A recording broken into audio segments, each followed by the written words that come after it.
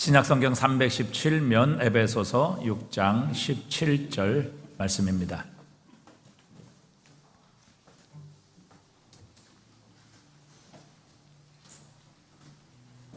에베소서 6장 17절 말씀 우리 다 같이 함께 읽습니다. 구원의 투구와 성령의 검 곧 하나님의 말씀을 가지라. 아멘. 우리는 지금까지 하나님께서 준비하신 하나님의 전신갑주를 함께 살펴보고 있습니다. 오늘은 마지막 6번째인데 여러분 기억하시는지 모르겠습니다. 우리 한번 정리해 보도록 하겠습니다. 자, 하나님께서 우리를 위해 준비하신 전신갑주, 우리의 힘으로, 우리의 능력으로는 영적인 세력, 이 악한 마귀와 사탄의 권세들과 싸워 이길 수 없기 때문에 하나님께서 친히 우리를 위해 준비하신 전신갑주이지요. 첫 번째, 자, 우리 하나님이 주신 첫 번째 전신갑주가 뭐였죠? 진리의 허리띠. 두 번째, 의의 호심경, 의의 흉배. 세 번째, 복음으로, 평안의 복음으로 예비한 신. 네 번째, 믿음의 방패. 지난 주간에 구원의 투구를 쓰고 오늘 6번째, 성령의 검 곧 하나님의 말씀을 가지라 우리에게 말씀하고 계십니다. 우리가 성령이 검인 하나님의 말씀의 성령의 검인 하나님의 말씀의 특징은 사실 다른 전신갑주는 우리가 자세히 이렇게 살펴보면 거의 마귀의 공격으로부터, 세상의 공격으로부터 우리의 몸을 보호하고 지키는 그런 방어의 장비들입니다. 그러나 성령의 검인 하나님의 말씀은 유일하게 이 영적인 전투에서 마귀를 공격할 수 있는 무기입니다. 그렇기 때문에 우리가 이 영적 전투에서 아무리 마귀와 세상의 공격을 잘 방어하고 막아낸다 할지라도 이 성령의 검인 하나님의 말씀으로 마귀를 쫓아내지 못하면 우리는 궁극적인 승리를 얻지 못할 것입니다. 늘 도망다니고 피하고 또 그들의 괴로움을 우리는 벗어날 수 없게 될 것이라는 사실이죠. 그러나 성령의 검 하나님의 말씀을 가지고 그것을 잘 활용하게 될 때에 우리는 마귀를 효과적으로 공격할 수 있게 되고 또 마귀를 물리칠 수 있는 궁극적인 무기가 되는 것입니다. 먼저 우리 하나님께서는 하나님의 말씀을 성령의 검 곧 하나님의 말씀을 가지라 이렇게 표현하고 계십니다. 하나님의 말씀을 성령의 검이라고 표현하시는 데는 분명한 하나님의 이유가 있을 것입니다. 왜 하나님의 말씀을 성령의 검이라고 표현하고 계실까요? 성령과 말씀, 즉 말씀과 성령이 분리되어서는 안 된다라는 것을 저희들에게 말씀하고 계시는 것입니다. 말씀과 성령이 분리된다면 이 말씀의 검, 성령의 검인 말씀의 이 검이 아무런 영적 무기로서의 기능을 발휘할 수 없기 때문에 그렇죠. 예를 들어서 하나님의 말씀이 성령의 역사가 없다면 그 말씀은 능력이 없습니다. 죽은 말씀이죠. 말씀이 선포되고 또 말씀이 역사할지라도 성령께서 역사하시지 않으면 그 말씀에는 능력이 없게 되는 것입니다. 예를 들어서 바울이 에베소에 있었을 때 일어난 일이죠. 하나님께서 바울의 손으로 놀라운 능력을 행하게 하십니다. 예수의 이름으로 명하면 귀신들이 쫓겨납니다. 심지어 바울의 몸에서 손수건이나 앞치마를 가져다가 병든 사람에게 얹게 되면 그 병이 떠나가고 악한 귀신도 나가게 하십니다. 그런데 이것을 본 유대 제사장 스게와의 7 아들이 있었습니다.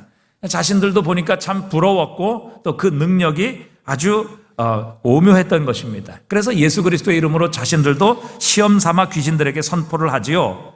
바울이 전하는 예수를 의지하여 너희에게 명하노니 귀신은 떠나가라. 그랬더니 귀신이 그들을 비웃으며 이렇게 반응을 합니다. 내가 예수도 알고 바울도 아는데 도대체 너는 누구냐? 이렇게 이스게와의 7 아들을 비웃으면서 오히려 그들에게 뛰어올라서 이스게와의 7 아들을 제압하게 됩니다. 그들은 상처를 입고 두려워하며 벌거벗은 몸으로 그 귀신 앞에 오히려 자신들이 도망하게 되지요.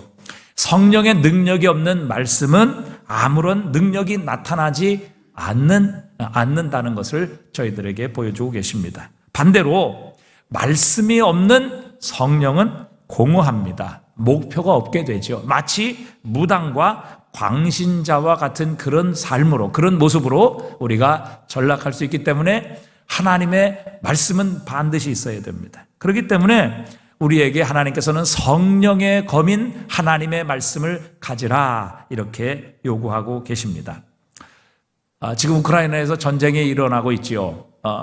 그런데 여러분, 새총으로 최신형 탱크를 우리는 결코 이길 수 없습니다. 마찬가지로 우리 인간의 가진 지식, 우리 인간의 가진 경험을 가지고 결코 영적인 존재인 마귀와 사탄과 싸워서 이길 수 없다는 사실입니다. 그래서 하나님의 성령의 검인 말씀이 우리에게 반드시 필요한데, 가장 먼저 이 말씀으로, 성령의 검인 말씀으로 우리 자신이 변화되지 않는다면 우리는 성령의 검인 하나님의 말씀을 무기로 사용할 수 없을 것입니다. 여러분, 우리가 깨닫지 못하고 우리가 그 성령의 검으로 변화되지 못하고 그 성령의 검을 소유하지 못하는데 어떻게 그것을 사용해서 우리가 이 영적 전투를 이길 수 있겠습니까? 그래서 이 하나님의 성령의 검인 하나님의 말씀은 가장 먼저 우리 자신을 향해 역사하는 검이 되어야 합니다. 하나님의 말씀을 깨닫기 위해서도 반드시 우리에게 성령의 역사가 있어야만 한다는 것이지요. 성령이 아니고는 누구도 하나님의 말씀을 깨달을 수 없습니다. 그 말씀으로 변화되지 못한다는 것이지요. 여러분, 우리가 참된 지식을 얻기 위해서는 그에 상응하는 마음 혹은 정신을 가지고 있어야 합니다. 예를 들어 세상에는 많은 위대한 과학자들이 있죠. 그러나 아무리 위대하고 또 아주 첨단 과학의 지식을 가지고 있을지라도 그들이 시에 대해서는 그렇게 잘 알 수 없습니다. 잘 모르는 것이죠. 또 반대로 세상에는 위대한 시인들이 있습니다. 그러나 그들이 첨단 과학에 대해서 잘 알 수는 없습니다. 시인에게 어떻게 정말 로켓을 쏘아서 달나라로 갈 수 있는지 하루 종일 가르쳐 보십시오. 그들이 이해를 할 수 있겠습니까? 과학적 용어도 이해하지 못하게 될 것이고, 자신의 지식을 가지고는 그 과학적인 원리를 가지고 어떻게 지구에서 달까지 로켓을 쏘아 달에 발을 디딜 수 있는지 이해할 수도 없을 것입니다. 반대로 과학자에게 시인이 가지고 있는 시상을 이야기해주고 시적인 언어로 자신의 삶을 표현해보라 라고 요구한다면 아마 그들에게도 역시 불가능한 소리로 들리게 될 것입니다. 왜 그렇습니까? 상대방이 지닌 시적인 본능 혹은 과학적인 사고가 없이는 서로의 영역을 우리는 이해할 수가 없기 때문에 그렇습니다. 거기에 상응하는 마음, 거기에 상응하는 정신 지식이 있어야 가능하다는 것이죠. 옛날 벌써 한 30년 전이 됐는데 옛날 르브르 박물관에 한번 가본 적이 있습니다. 르브르 박물관은 원래 박물관이 아니라 미술관이지요. 이 원래 그 르브르 박물관을 다 보려면은 매일 아침부터 출근해서 40일 정도는 보아야 한다. 이렇게 할 정도로 그곳에 많은 작품들이 있습니다. 그래서 시간이 없어서 그래도 여기까지 왔는데 뭐 한 가지는 보고 가야 되지 않느냐. 그래서 이제 한 가지를 선택했는데 바로 레오나르도 다빈치의 모나리자는 꼭 보고 가자. 그래서 이제 모나리자상을 찾았습니다. 뭐 찾는데 그렇게 어렵지 않았습니다. 왜냐하면 사람이 가장 많이 모인 곳을 가보니까 거기에 모나리자가 있더라고요. 그래서 이제 저도 가까이 갔습니다. 그래서 오랫동안 지켜봤죠. 사람들이 보는 그 포즈를 취하고 열심히 그 모나리자를 지켜봤습니다.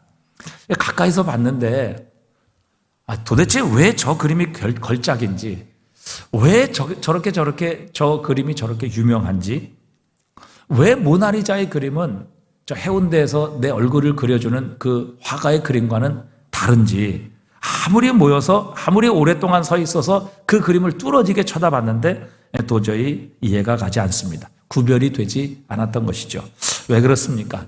저에게는 이 레오나르도 다빈치가 가진 화가의 마음, 화가의 정신이 없기 때문에 그렇죠. 고린도전서 2장 11절에서 주님이 말씀하십니다. 우리 한번 다 같이 읽어보겠습니다. 사람의 일을 사람 속에 있는 영 외에 누가 알리요? 이와 같이 하나님의 일도 하나님의 영 외에는 아무도 알지 못하느니라. 여러분, 하나님께 속한 것, 영적인 것, 그것도 역시 하나님의 영 외에는 결코 우리 인간의 지식과 인간이 가진 경험으로는 알 수 없다. 이렇게 말씀하고 계십니다. 여러분, 하나님의 말씀인 성경, 디모데후서 3장 16절에 보니까 모든 성경은 하나님의 무엇으로 되어 있어요? 감동으로 된 것으로 교훈과 책망과 바르게 함과 의로 교육하기에 유익하다. 이렇게 성경을 정의하고 계십니다. 즉 하나님의 말씀은 성령의 감동, 즉 하나님의 영감으로 된 것이다. 이렇게 말씀하십니다. 여러분, 이 성경은 BC 약 한 1440년부터 AD 약 한 100년에 걸쳐서 약 1500여 년에 걸쳐서 약 40여 명의 저자가 기록을 했습니다.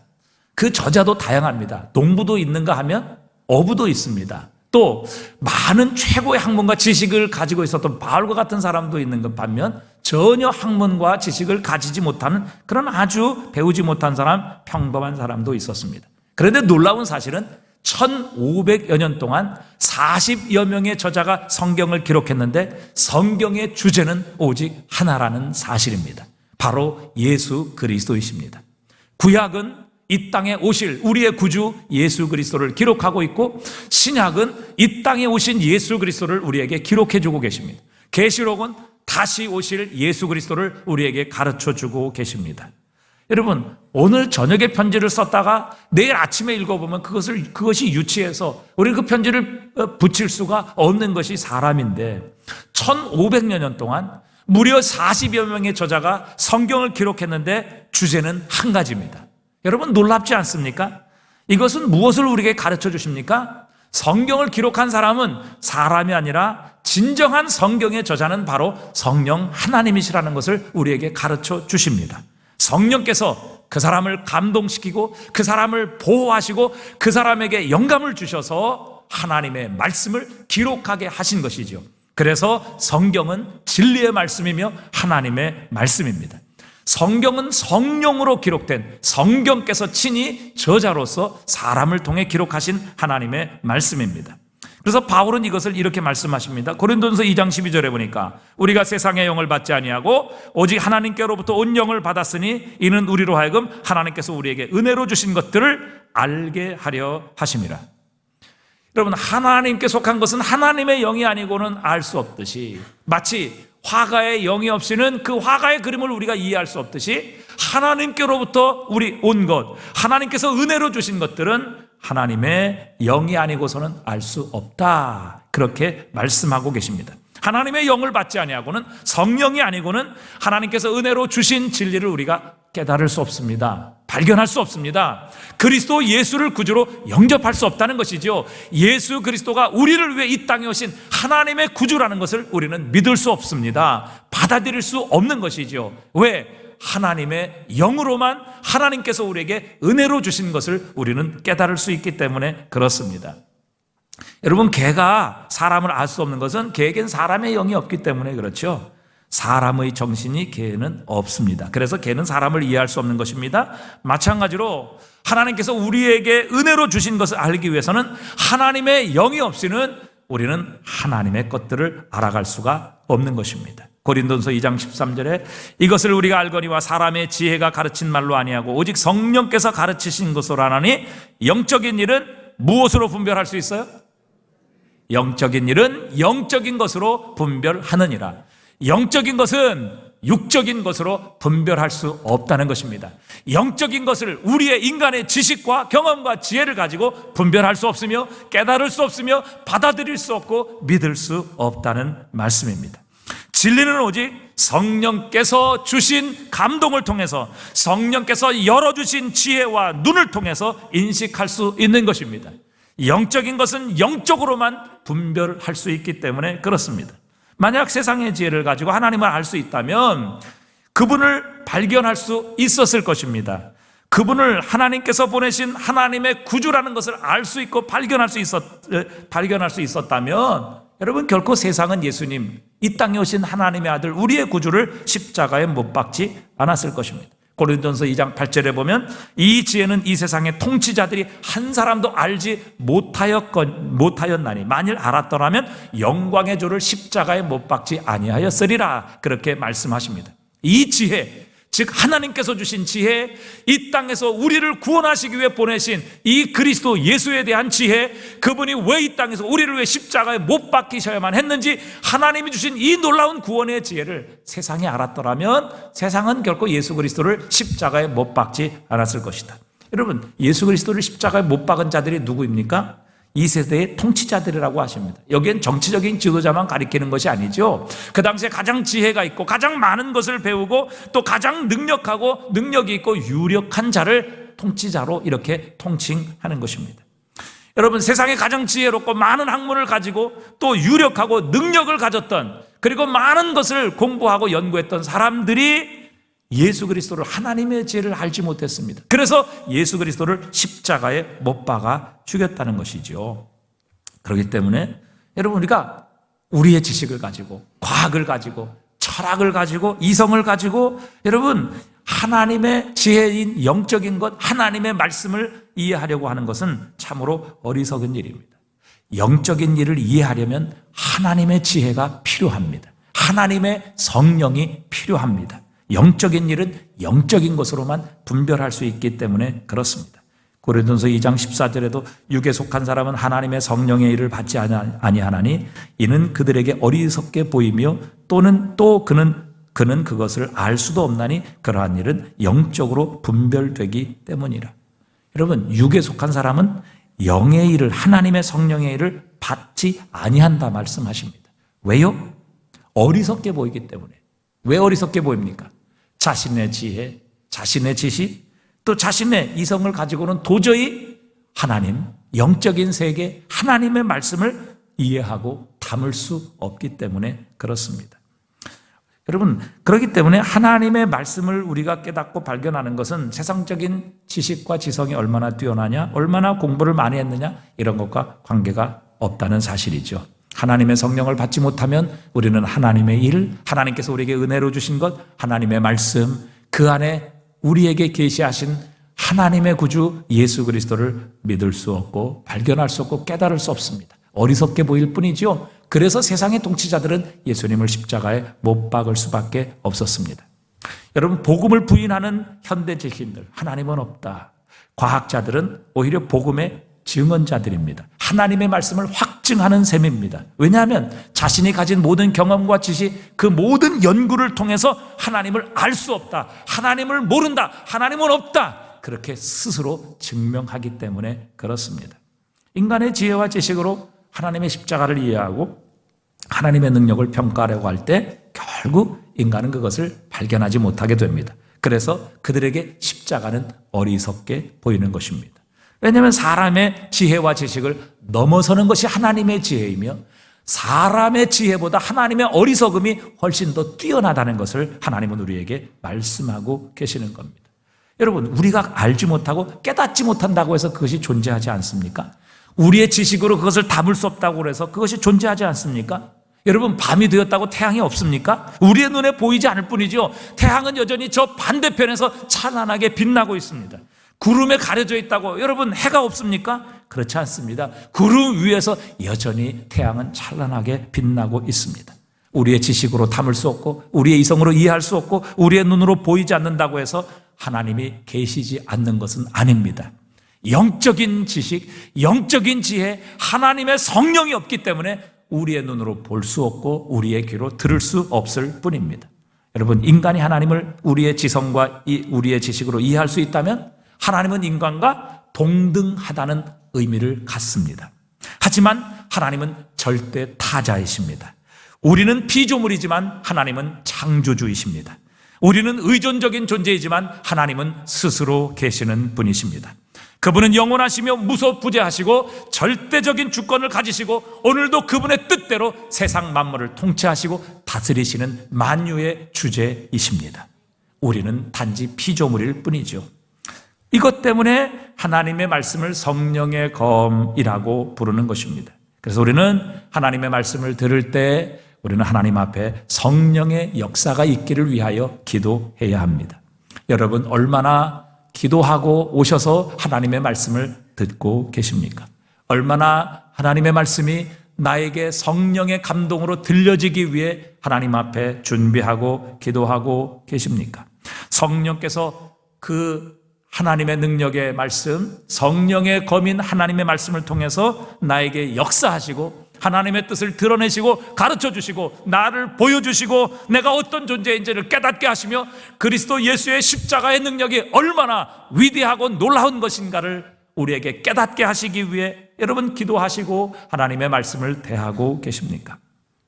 저는 말씀을 준비하며 여러분 모든 성도들을 위해 토요일 저녁마다 우리 모든 성도들을 위해 또 이 예배를 위해 하나님께 기도합니다. 하나님, 성령께서 이곳에 역사하여 주시옵소서. 주님의 말씀이 선포될 때 그것이 나를 향하신 하나님의 음성으로 들려지게 하여 주시옵소서. 하나님의 말씀을 들을 때 성령의 감동이 있게 하여 주시옵소서. 하나님의 말씀을 들을 때 마음이 뜨거워지게 하여 주시옵소서. 찔리게 하시고 드러내게 하시고 깨닫게 하셔서 하나님 회개하게 하시고 하나님께로 돌아오게 하여 주시옵소서. 히브리서 4장 12절입니다. 우리 함께 읽어보겠습니다. 하나님의 말씀은 살아있고 활력이 있어 좌우에 날선 어떤 검보다도 예리하여 혼과 영과 및 관절과 골수를 찔러 쪼개기까지 하며 또 마음의 생각과 뜻을 판단하나니 지으신 것이 하나도 그 앞에 나타나짐이 없고 우리의 결산을 받으실 이의 눈앞에 만물이 벌거벗은 것 같이 드러나느니라. 아멘. 여러분, 하나님의 말씀은 살아 있습니다. 그러기에 우리의 혼과 영과 및 관절과 골수를 찔러 쪼개시는 능력이 있으시다. 그것은 바로 우리의 육체를 수술하는 그런 수술의 칼 메스와 같지 아니하고 오히려 그 메스보다도 훨씬 더 날카롭고 능력이 있어서 우리의 영혼까지도 수술하시며 우리의 마음까지도 다스리시고 우리의 생각과 뜻까지도 그 성령의 검은 수술하시고 고치시고 자르시고 치료하시고 회복시키시는 능력이 있으심을 우리에게 분명히 선포하고 계십니다. 여러분, 성령의 검이 우리 안에 역사하실 때 그 성령의 검은 우리의 심령을 드러내십니다. 우리의 모든 마음과 생각까지라도 다 드러내시고 쪼개시는 능력의 말씀입니다. 그래서 성령의 검인 하나님의 말씀이 우리에게 역사하실 때에 그 성령의 검인 하나님의 말씀은 우리의 죄악을 드러내십니다. 우리의 죄악을 책망하십니다. 우리의 자랑, 우리가 그렇게 의지하고 우리가 그렇게 자랑하는 우리의 의도 하나님은 드러내십니다. 우리의 의가 하나님의 의 앞에, 우리의 죄악 앞에 얼마나 능력이 없으며 그것은 하나님 앞에 한낱 누더기에 불과한 것이라는 것을 하나님의 말씀에 성령의 검은 우리에게 드러내시고 보여주십니다. 깨닫게 하십니다. 또한 수술칼이 암과 우리의 병든 장기의 몸을 도려내 수술하는 것처럼 성령의 검인 하나님의 말씀은 우리의 심령과 우리의 영혼 속에 있는 암과 같은 죄악을 드러내시고 우리 스스로 자랑하는 우리의 의를 책망하시고 도려내십니다. 요한복음 16장 7절에 그러나 내가 너에게 실상을 말하노니 내가 떠나가는 것이 너에게 유익하리라. 내가 떠나가지 아니하면 보혜사가 너에게로 오시지 아니할 것이요 가면 내가 그를 너희에게로 보내리니 그가 와서 죄에 대하여 의에 대하여 심판에 대하여 세상을 책망하시리라. 예수님 보내실 성령이 우리에게 오시면 그분이 우리에게 죄에 대하여 의에 대하여 심판에 대하여 세상을 책망하시리라. 여러분, 우리의 모든 죄를 드러내시고 또 우리의 의를 드러내셔서 그것이 하나님 앞에 아무런 도움이 되지 않으며 우리의 구원을 위하여 아무런 능력이 없다는 것을 말씀의 검인 하나님의 성령은 드러내시고 지적하시고 책망하시고 심판하시고 우리를 가르치실 것이라 말씀하십니다. 하지만 여러분, 성령의 검 하나님의 말씀은 그것으로 우리의 삶의 끝이 아닙니다. 하나님의 성령의 검은 우리에게 예수 그리스도의 의를 이식시켜 주십니다. 여러분, 우리에 있는 이 알량한 우리의 의, 정말 하나님의 구원을 위해서는 한치도 되지 않는 이 우리의 알량한 의를 드러내시고 우리의 죄악을 그 말씀의 성령의 검으로 도려내시는 것으로 끝나는 것이 아니라 바로 예수 그리스도의 의를 우리에게 이식시켜 주십니다. 예수 그리스도의 심장을 우리에게 붙여 주십니다. 우리에게 그리스도 예수의 마음을 우리 안에 옮겨 주시는 것이지요. 그러므로 우리로 하여금 새로운 피조물로 새로운 존재로 우리를 거듭나게 하시는 능력이 하나님의 성령의 검인 말씀에 있는 것입니다. 그래서 이 놀라운 성령의 능력, 하나님의 말씀의 능력을 체험했던 바울은 갈라디아서 2장 20절에서 이렇게 고백하지요. 내가 그리스도와 함께 십자가에 못 박혔나니 그런 적이 이제 내가 사는 것이 아니요 오직 내 안에 사는 것은 그리스도께서 사시는 것이라. 이제 내가 육체 가운데 사는 것은 나를 사랑하사 나를 위하여 자신을 버리신 하나님의 아들을 믿는 믿음 안에서 사는 것이라. 예수 그리스도로 온전히 이식되어진 바울 자신의 모습을 바울은 간증하고 있습니다.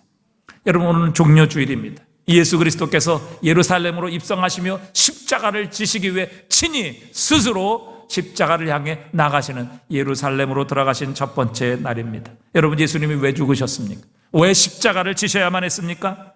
여러분, 한 사람의 장기를 다른 사람에게 이식시키기 위해서는 그 움직이지 않는 장기를 떼어낼 뿐만 아니라 멀쩡하고 건강한 사람의 장기가 떼어져서 옮겨져야만 하는 것입니다. 여러분, 우리가 새 사람이 되기 위해서 예수 그리스도께서 우리의 모든 죄를 대신 지시고 죽으신 이유가 여기에 있는 것입니다. 그 주님의 생명이 우리에게 이식되기 위하여, 주님의 의가 우리에게 이식되기 위하여, 주님의 은혜와 사랑이 우리에게 이식되고 그분의 마음이 우리에게 이식되기 위하여, 그분의 생명이 우리에게 이식되게 하시기 위해 예수님은 우리 대신 자신의 모든 몸과 자신의 모든 삶을 희생하시고 십자가에 대신 죽으신 것입니다. 그분의 죽으심으로 우리는 새 생명을 얻었습니다.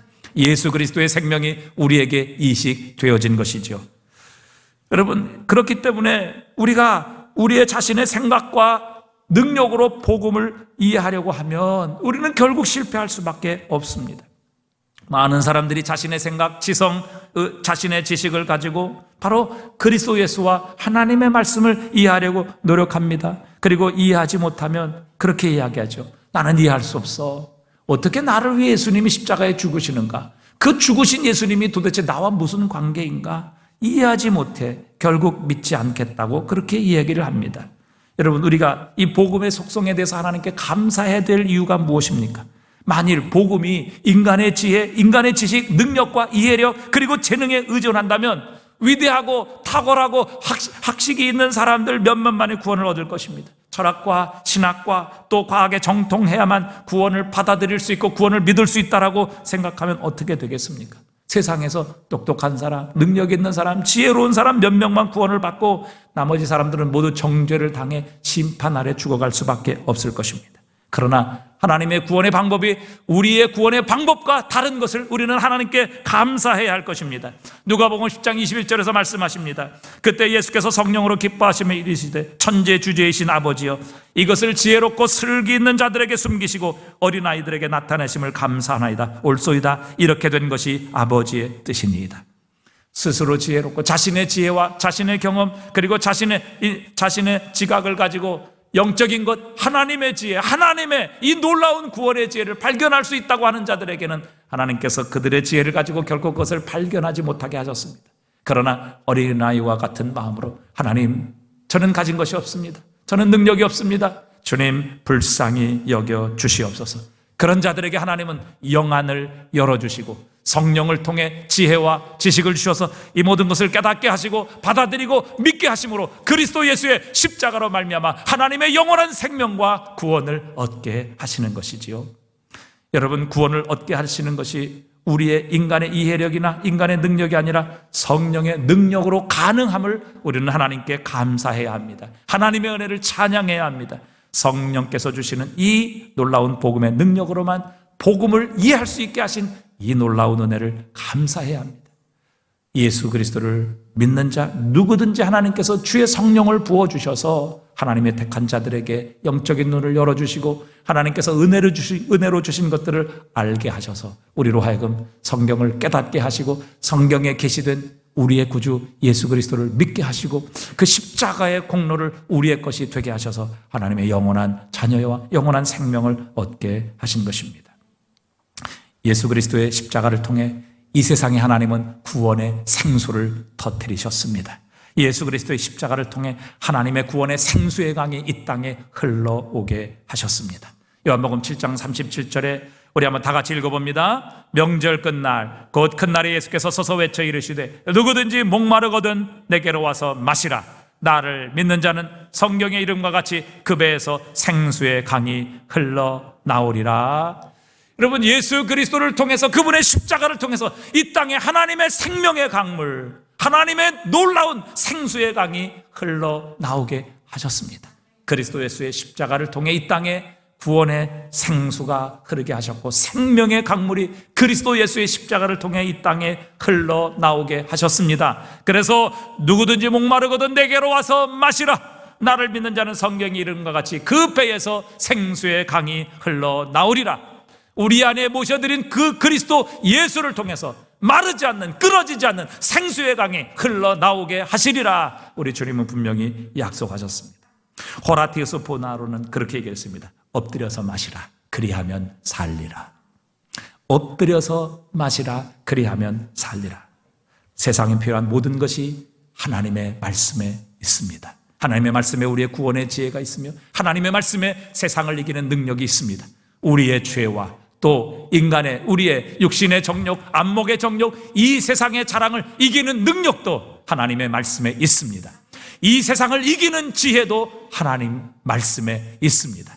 세상은 인간의 지혜, 세상의 지혜, 사람의 경험을 가지고 살아가지만 하나님의 말씀에는 하나님의 지혜가 담겨 있습니다.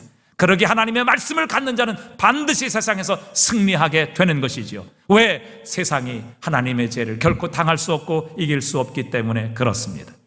그 그리스도 예수로부터 나오는 생수의 강, 엎드려 마시라. 그리하면 살리라. 그러나 똑바로 서서는 그 생수의 강, 그 흐르는 샘물을 마실 수가 없습니다. 그리스도 예수로부터 흘러나오는 그 생수의 강, 생명의 강물을 마시기 위해 우리는 무릎을 꿇어야 합니다. 땅에 납작 엎드려야 합니다. 어린아이가 되어야 합니다. 살기 위해서는 엎드려 생수를 마셔야만 합니다. 바짝 말라붙은 마른 뼈와 같은 우리의 몸이 예수 그리스도의 십자가로부터 흘러나오는 이 생수의 강에 닿는 순간 우리의 삶은 변화될 것입니다. 새로워질 것입니다. 하나님의 생명이 우리 안에 찾아오게 될 것입니다. 그러나 여러분, 현대인은 이렇게 하려고 하지 않습니다. 그들은 여전히 똑바로 서서 비틀거리며 자신의 힘으로 지옥을 향해 달려가고 있는 것이죠. 하나님의 지혜, 하나님의 말씀, 이 구원의 놀라운 지혜인 그리스도 예수의 십자가 앞에 무릎을 꿇고 엎드려 그분으로부터 나오는 생수의 강을 마시기를 거절하는 것입니다. 왜요?